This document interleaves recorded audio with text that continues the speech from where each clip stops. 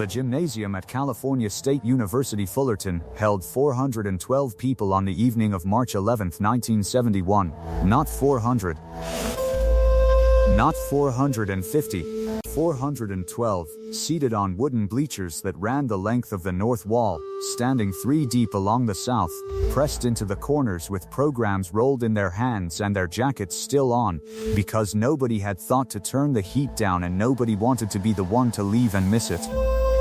The exhibition was billed as an interdiscipline demonstration, a courtesy event, the kind organized by regional athletic councils to generate good feeling between martial arts traditions. There were 14 names on the program: local instructors, regional champions, 1 judo coach who had trained 3 national competitors, and a collegiate wrestling team that had produced, in the previous 2 years, 1 silver medalist and 1 man who would go to Munich the following summer and not come home empty-handed. The wrestlers came in as a group. They wore matching warm-up jackets, dark blue with white lettering across the back. They sat together in the 4th row from the front, on the right side of the bleachers, and they did not applaud for most of what they saw. Not because it was poor. Because they were not there to applaud. They were there to assess. Their team captain was 24 years old. He was 6 feet and 1 inch tall and he weighed 211 pounds, and there was not a pound of that weight that had not been put there deliberately, through years of morning sessions and double days and the particular discipline of a man who has learned to treat his own body as an instrument rather than a comfort. He held a national collegiate title. He had competed internationally at the senior level. He had in the preceding 14 months won 9 consecutive bouts at the open level, all 9 by fall or technical superiority, not 1 going to points. His name was printed on the program, his coach had underlined it. He had come to watch Chuck Norris compete. What happened in the next 41 seconds? 41 seconds in front of 412 witnesses. 41 seconds that the people who saw them are still describing with precision half a century later, would not be what he had come to see. It would be something else entirely. Something that would travel from that gymnasium, through dojos and locker rooms, and late-night conversations between coaches who trusted each other, for the next 50 years without losing a single essential detail. If you want to understand what was said at the end of those 41 seconds, and why the man who said it has never publicly repeated it, stay with this until the final minute. Because what Chuck Norris told that wrestler from the floor of that gymnasium is the part of this story that nobody agrees on. And the part that everyone who was there agrees on completely. 41 seconds. Nobody in that gymnasium knew what was coming. The wrestler's name had circulated in California athletic circles before he arrived in that room. He had competed in the OW Open Circuit for 3 years, and the record spoke plainly. He had lost twice in that entire span. Both times to men who were considered among the top 5 in the country at his weight class, and both times by margins close enough that his coaches had used the footage to argue he was already in that group himself. The following year would not contradict them. He was not a name that invited argument, he was a fact. He had specific opinions about martial arts, not hostile opinions precisely but measured ones. The opinions of a man who has submitted his own body to rigorous testing, and arrived at conclusions through evidence, rather than assumption. He believed that ground control was the determinative factor in any genuine physical confrontation. He believed this because he had tested it, repeatedly, against opponents of varying backgrounds. And the results had not varied. He believed that striking arts produced elegant technique in controlled settings and uncertain results in close quarters. He had said as much, in print, in an interview published 4 months earlier in a regional athletics newsletter. The interviewer had asked whether he thought a trained martial artist could present a challenge to a trained wrestler at the senior level. He had considered the question for a moment and then said, in full, not at this level. Not for long. The sentence had been read by people in both communities. Chuck Norris had read it. He was 31 years old in March of 1971. He was 5 feet and 10 inches tall. He weighed 172 pounds on the morning of that exhibition. He had been a professional karate competitor for 4 years, had won the Professional Karate Association middleweight title the year before, had trained under Bruce Lee for a period that had refined what was already a precise instrument into something that operated on a different time scale than most of the people who competed against it. He was sitting in the 7th row from the front when the wrestler arrived. Not the 4th row. Not the front. The 7th. He was wearing a gray cotton jacket, unzipped over a plain white shirt. He had a cap on pulled forward far enough that the brim cut his face into halves. He was not sitting with anyone from the program. He was sitting between a woman who appeared to be grading papers, and a man who appeared to be asleep. He had a cup of coffee. He was watching. The exhibition proceeded through its scheduled demonstrations. There were forms presentations, a sparring segment between 2 local Tang Soo Do competitors, a judo demonstration that drew the most sustained applause of the evening from the general audience. The wrestling team applauded for the judo. The judo coach watched the wrestling team applaud and said nothing. The wrestler watched all of it with his arms folded across the front of his warm-up jacket and his weight balanced evenly on the bleacher. He was not restless. He was not dismissive in any visible way. He was attending to what was in front of him with the specific attention of someone running an analysis rather than having an experience. When the karate segment began, he unfolded his arms. He leaned forward slightly. The karate segment lasted 14 minutes. 2 competitors demonstrated combinations. A third performed a breaking sequence against stacked boards that split along clean lines and drew a sound from the crowd that was not quite applause and not quite surprise, but some third thing that lives between them. The wrestler watched the breaking demonstration for a moment. Then he turned to the man seated beside him, another member of the team, a heavyweight. And he said something that the heavyweight would repeat exactly, twice, in later years. Board doesn't move. Man moves. It was not said with contempt. It was said with the calm register of a man stating a conclusion he had already reached, the kind of statement that does not require a response. The heavyweight did not respond. But the man in the 7th row heard it. He had not looked at the wrestler directly. He was looking at the board fragments on the gymnasium floor. He took a sip of the coffee. He set the cup down on the bleacher beside him with a sound that was quieter than the ambient noise of the room, and he did not look toward the 4th row. Between demonstrations, the event organizer took the floor and invited questions or comments from the audience. This was a standing portion of the program. 3 or 4 people typically offered observations, another offered a question about training frequency, and the segment closed in under 4 minutes. The wrestler stood up. He was standing before the organizer had finished the invitation. He stood the way wrestlers stand, with his weight centered and his feet at a width that was neither casual nor aggressive but simply efficient. He was holding the rolled program in his left hand. He did not use it as a prop. He let it hang. He said that he had great respect for the practitioners in the room. He said that the technical execution he had witnessed was genuinely impressive in its own context. He said that he had a question that he would prefer to frame as a proposition, if the organizer would permit it. The organizer, who had not anticipated this moment and would spend the next decade describing it to anyone who asked, said yes. The wrestler said he would like to invite any competitor in the room, at any weight, from any striking art represented that evening, to attempt to prevent him from completing a single takedown. He did not name Chuck Norris. He did not need to.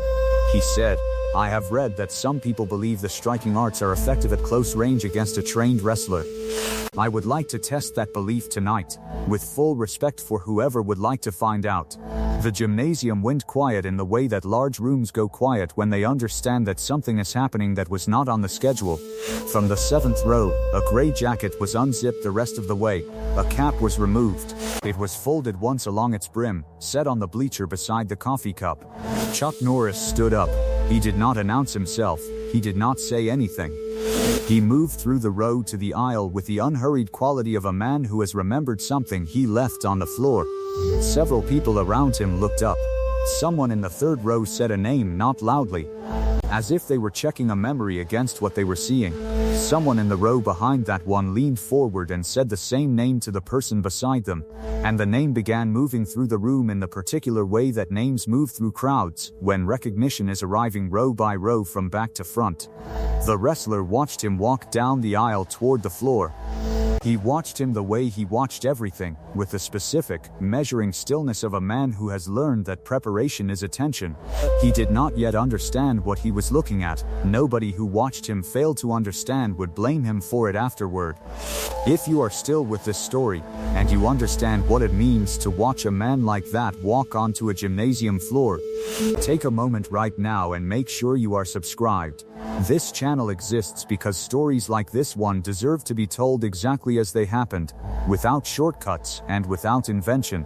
Subscribe now, and leave a comment below telling us where you are watching from tonight. The next part of what happened on that floor is the part that the people who witnessed it still argue about at midnight, 50 years later.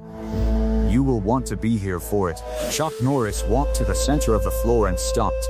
He was wearing street shoes. He had not removed them. He stood with his hands at his sides and he looked at the wrestler with an expression that the event organizer, interviewed twice about that evening in later decades, consistently described with the same word: patient. The wrestler came to the center and they stood 8 feet apart. 8 feet is a specific distance in both disciplines. For the wrestler, it is just outside single leg range, the edge of the decision space about whether to shoot or wait. For a karateka of Norris's generation and training, it is the beginning of the interval where the timing calculus operates, where the gap between intention and execution is wide enough to read and narrow enough to close in one movement. A fight is not two bodies colliding. A fight is two minds negotiating about distance, and the negotiation begins at 8 feet. And one of the two men on that floor understood this in a way the other had not yet considered. The tournament director, seated at the scorer's table, had both hands flat on the surface of the table. He had been the tournament director for 9 years. He would say afterward that he placed his hands flat because he had stopped breathing and needed something to hold. The first second, the wrestler moved. Not a shot, not yet. A shift, left to right, the preliminary movement that established lateral position and invited a response. It was a movement he had used to open 900 approaches, and it had worked as intended 900 times, creating the half-step of adjustment in an opponent that told him which direction to commit. Chuck Norris did not adjust. He turned with the shift in the specific way that a door turns, from a fixed point, so that the angle between them remained constant. Distance unchanged. The 8 feet held. The second, the wrestler shifted again, this time with weight transfer, the beginning of the commitment that would become a single leg if the distance closed by 14 inches. 14 inches was the number. He had shot from 14 inches 10,000 times. He shot from 14 inches the way other men breathe. The distance did not close. It opened. Not by much, not by enough that anyone watching could have said how it happened or named the movement that caused it. But Chuck Norris was now 9 feet away, and the 14-inch threshold had not been reached. And the wrestler's weight was loaded into a direction that no longer had a target at the end of it. The stunt coordinator seated in the second row had stopped moving. He was a man who made his living understanding bodies and their mechanics and the relationship between intention and result, and he had not seen the adjustment that changed 8 feet to 9. He would tell this story for the rest of his career and include, every time, the admission that he had not seen it. The third second, the wrestler reset. This was not a concession, it was a tactical reset. The kind that trained competitors execute without disruption. The recalibration that separates athletes from amateurs. He reset, and he looked at the man across from him, and something in the look was slightly different from what had been there at the start. Not doubt, not yet. But the beginning of a question. He shot. It was a clean shot. A proper shot. The kind that coaches use on film as a demonstration of correct mechanics. The kind that has worked at every level this man had competed at. Including the international level, including against opponents who knew it was coming. Hips low, level change sharp, arms extending toward the lead leg. There was no lead leg where the shot arrived. There was a pivot. There was weight transfer. There was a shift in Chuck Norris's center of gravity that redirected the direction of the shot the way a riverbank redirects water. Not by stopping it, but by being somewhere the water wasn't aimed. The shot completed its arc and found nothing. The wrestler's hands closed on gymnasium floor. He was not taken down. He was not thrown. He simply arrived, under his own power and momentum, in a position he had not chosen. He came back up. He came back up immediately, with the specific speed of a man who has been on the floor 10,000 times and knows the floor is not the destination. It is only a moment in the sequence. He looked at Chuck Norris, 9 feet of gymnasium floor between them. The boom operator in the corner of the room, there to record the audio of the event for the organizer's archive, had his equipment lowered to his side. He was watching with both eyes. He had been operating that equipment since before the event started, and he had not lowered it once. The 4th second. The wrestler moved differently now, lateral movement reduced. He was working the distance more directly, measuring it with his lead foot, trying to find the specific increment at which the pivot became unavailable, and the body had to receive him rather than redirect him. He was adjusting. He was doing what good athletes do when the first plan has not produced results. He was running a new analysis in real time without letting the analysis slow the body. He came forward. Chuck Norris did not go back. He stood and he waited, and he timed what was coming with the patience of a man who has watched 10,000 things approach him, and understands that the approach contains the information he needs. The wrestler reached the distance. What happened in the following 3 seconds was described by the 412 people who witnessed it in 412 slightly different ways. Every account agrees on the ending. No 2 accounts agree on the path. This is the nature of something that happens faster than conscious processing, faster than the eye can track and the memory can accurately encode. You remember the last frame. You reconstruct the sequence. The last frame was this. The wrestler was on the gymnasium floor on one knee, with his right hand on the surface for balance, and Chuck Norris was standing approximately 4 feet away, facing him, with his left foot slightly forward and his right hand extended, open, palm down at the level of the wrestler's shoulder. Not gripping. Offered. The finishing technique, a turning back kick, controlled. The heel stopped somewhere between 1 and 3 inches from the body, the distance varying by account, but the control consistent across all of them, had not landed. It had arrived. It had been present, and then it had been withdrawn, and in the space between those 2 events the wrestler had registered something that put him on one knee. 41 seconds. The room was silent in the way that rooms are silent when they are not actually silent, but the silence is louder than any sound in them. Chuck Norris did not step forward. He waited. The hand remained where it was. The private sentence happened here. 4 feet of gymnasium floor between 2 men and a room of 412 people holding their breath. And Chuck Norris said something that only the man on one knee could hear. Not a whisper. The accounts are consistent that it was not a whisper, that it was said in his normal register. But 4 feet is specific, and a gymnasium full of silence will absorb 4 feet of low speech without carrying it to the bleachers. The tournament director, seated 12 feet away, did not hear the words. He heard the tone. He described the tone as the way a coach talks to a young competitor after a difficult match. Not unkind, not victorious. The wrestler heard the words. He remained on one knee for a moment that no account has been able to time with agreement. Some say 3 seconds, some say closer to 10. The judo coach seated 6 rows up would say in a 1988 interview that it was long enough for him to decide whether to stand and applaud, and then decide not to, because something about the silence seemed more correct. Then the wrestler looked at the extended hand. He had a choice in that moment that everyone in that gymnasium understood, and no one named aloud, because it did not need to be named. He could take the hand, or he could not take the hand. He could meet what had happened with honesty, or he could find, in the remaining discipline of his composure, some other framing for the 41 seconds he had just lived through. He took the hand, he came up from the floor without hurry, and he stood at Chuck Norris's height for a moment, and he said something back, also quiet, also unrepeated, publicly for decades. Then, he stepped back. He did not speak to the room. He returned to the fourth row, to the seat beside the heavyweight, and he sat down. And he unrolled the program that he had been holding, and he looked at it, and the evening continued. The judo coach made his way down from the bleachers as the event resumed. He passed through the gymnasium floor on his way to the exit, and as Chuck Norris turned to return to the seventh row, the judo coach put his hand briefly on his shoulder, not to stop him, not to congratulate him, just to confirm what the hand had found. He would tell the story that way for the rest of his life. I touched his shoulder as he walked past. I needed to know if he was real. He was real. The story left that gymnasium the same night it happened. It did not leave all at once, in a single dispatch. It left in the pockets of 412 people.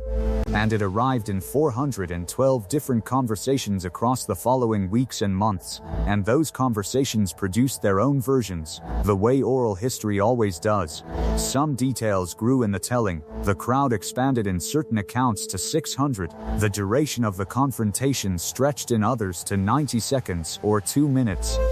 Some versions acquired a detail about what Chuck Norris said, a detail that no two versions agreed on, and that may not be accurate, and that may be precisely accurate, and that the man who heard it has never confirmed or denied. What stayed consistent, in every account, from every witness who told the story in the years that followed, was the single knee ending, the extended hand, the length of the silence, the choice that was made. The wrestler went on to complete his competitive career. He competed the following year at the international level, and acquitted himself with the distinction his record had predicted. He coached for a decade after that, and the athletes he coached carried forward the technical standards he had maintained throughout his competitive life. He was not a man diminished by 41 seconds in a gymnasium in Fullerton. He was, by every measure available, the same man before and after. Only one thing had changed. He stopped saying publicly or in print that striking arts were ineffective at close range against a trained wrestler at the senior level. He did not revise the statement. He did not address it. He simply did not repeat it. The people who knew why understood the silence. The people who asked were told a version of the story. The version grew. Chuck Norris never told it himself. Not in interviews from that period, not in the memoir accounts that came later, not in the documented conversations that his students and colleagues have shared in the decades since. He was present that evening. He sat in the seventh row. He walked to the floor. He stood 8 feet away. He offered his hand at the end. What he said in those 4 feet of gymnasium silence has been reconstructed, guessed at, attributed incorrectly, and reported with false certainty in a dozen different forums over 50 years. None of those reconstructions have been confirmed. All of them share a characteristic: they describe something offered rather than something withheld. A piece of information. A question. An invitation to understand something that the 41 seconds had demonstrated but not explained. The vow the wrestler made that evening, spoken to the room before the demonstration. Spoken with the full confidence of a man who had never yet been prevented from completing what he attempted, remained, as of that gymnasium floor, unfulfilled. It has remained so. There is something that lives at the intersection of two kinds of knowledge. The knowledge of what a body can do, tested and measured and documented across years of competition. And the knowledge of what a body can encounter that is outside the range of its testing. The wrestler had the first kind of knowledge completely. He had developed it at a level that very few human beings ever reach. He walked into that gymnasium with 412 witnesses and one document in a newsletter that he had already signed his name to. And he stood at the center of the floor with 211 pounds of disciplined certainty, and he offered a proposition. What he did not have was the second kind. The lesson is not that he was wrong to offer the proposition. The lesson is that the proposition was made at the edge of what he knew, and he did not know the edge was there. This is not a failure. Every man who has ever tested himself seriously has found an edge he did not see coming, a boundary in his map of what is possible that turned out to be someone else's interior. The failure would have been to mistake the map for the territory. He took the hand. That is the lesson. A man's knowledge of himself is deep until it meets something deeper. And the measure of him is not the meeting but the moment after it, when the hand is there and the choice is before him and the room is watching. Next week, we will tell the story of what happened the first time Chuck Norris walked onto a film set where Bruce Lee was already working, and why the man who ran that set would later say that the room temperature dropped 3 degrees when the two of them stood in the same corner. That story involves a stunt coordinator, a misunderstanding about a kata, and a single sentence that ended a disagreement that had been building for 11 minutes. If you are going to be here for that one, make sure you are subscribed. And leave a comment below.